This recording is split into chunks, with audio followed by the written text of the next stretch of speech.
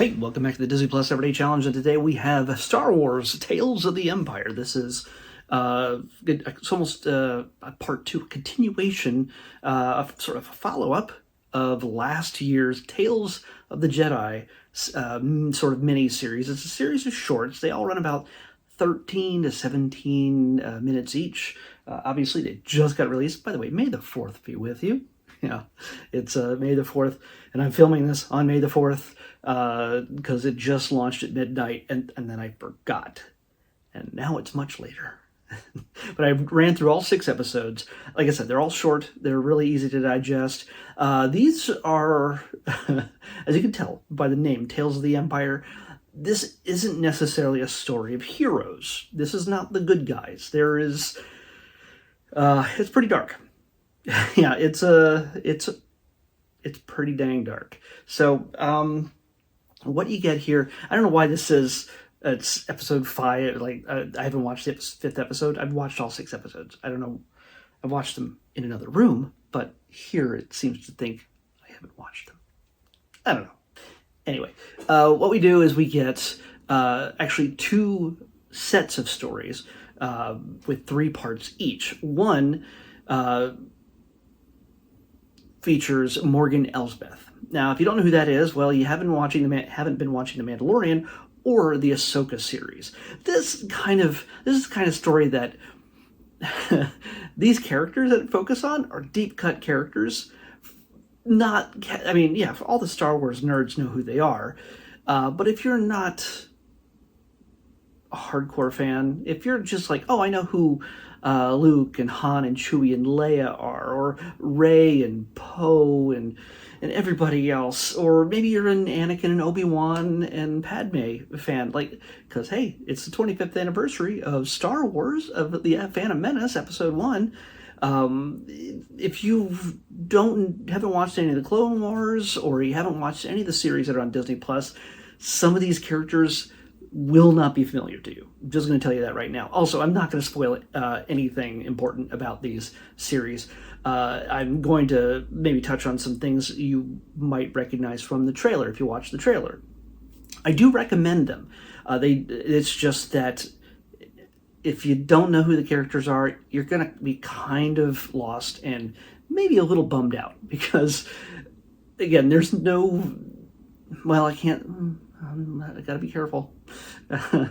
Let's move to... It's a story of villains. The Empire are villains, in case you didn't know. Just saying. In this first one, like I said, Morgan Elsbeth, she is a villain that we saw in the Ahsoka series and premiered in The Mandalorian season 2 or 3? I don't know. The one that had Ahsoka in it. The first one that had Ahsoka in it, played by Rosario Dawson. You get to see where she came from. You get to see what drives her, and why does she become the person she is, as we saw her, especially in the Ahsoka series.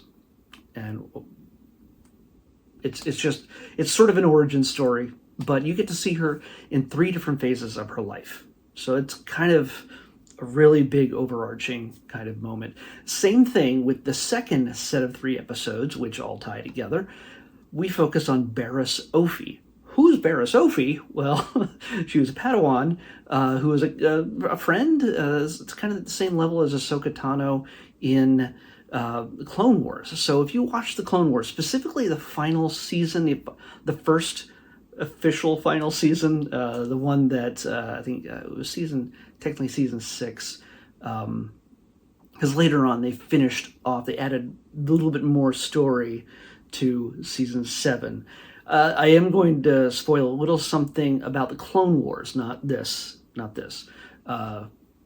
So if you know how the Clone Wars originally ended, it ended with Ahsoka leaving the Jedi Order. And that is mainly because of a storyline that strongly involved Barriss Offee, a fellow Padawan.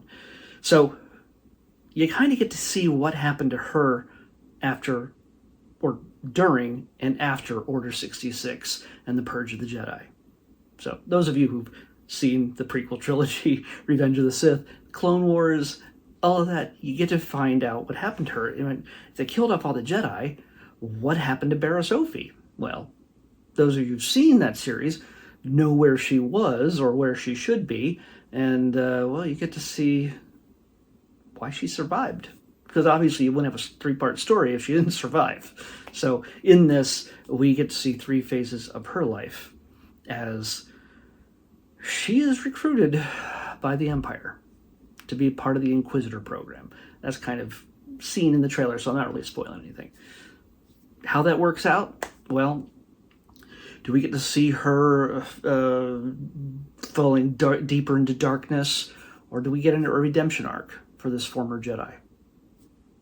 You'll have to watch to find out. So, you kind of hope that they're going to get a redemption arc when you're dealing with a hero, but that goes wrong, makes a bad choice. But this, I'm just saying, is dark. All told, I mean, you're not going to spend more than, not even an hour and a half watching all of these, especially if you just skip past the credits when the little skip credits button shows up. But yeah, I think that's why it thinks I didn't finish it. I don't know. Anyway, I highly recommend it. You'll get Jason Isaacs as an Inquisitor. You get Meredith Salinger, who's Patton Oswalt's wife, and also, no, what's the name of the movie? I don't want to tap on the name of it, but if you know who Meredith Salinger is, she's the voice of Barriss Offee. I had not realized that before for some reason. I don't know. And Lars Mikkelsen does return as Thrawn, and of course, I gotta get her name right, Diana Lee Inosanto. Diana Lee Inosanto is Morgan Elsbeth, as the same woman who played her in the Ahsoka series and The Mandalorian. So you get a lot of interesting people. Oh, you get Matthew Wood. You know who Matthew Wood is, Star Wars fans. And he's also in the trailer. You get to see some General Grievous action in this one, too. So those of you who love the prequels, well, hey, you got to admit that General Grievous, whether you love her or hate it, General Grievous was one of the cooler parts of that saga, even if it was just one film. And also the Genndy Tartakovsky animated Clone Wars. So, yeah. I already picked the episode yesterday. The number, it was number 168.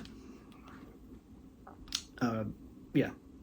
So, 168 this is what we're watching tomorrow, Mickey, The Story of a Mouse. So we're getting very Disney. Very, very Disney in our next episode, a documentary about the history, the origins, the making of the mouse who started everything and is the reason why Disney Plus, the parks, the toys, everything exists. The Story of a Mouse, Mickey, The Story of a Mouse is what we're watching next on the Disney Plus Everyday Challenge. I'll see you back here tomorrow with that. Bye.